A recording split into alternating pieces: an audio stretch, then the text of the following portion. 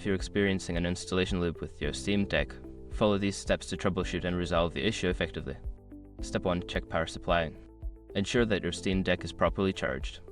Connect it to a power source and let it charge for at least 30 minutes before attempting to boot again. Step 2. Perform a hard reset. To reset your Steam Deck, hold down the power button for about 10 seconds until it powers off completely. Wait a few moments, then turn it back on to see if the issue persists. Step 3. Access recovery mode. If the problem continues, power off the device and then hold the volume down button while pressing the power button. This will take you to the recovery mode, where you can attempt to reinstall the operating system. Step 4. Reinstall SteamOS.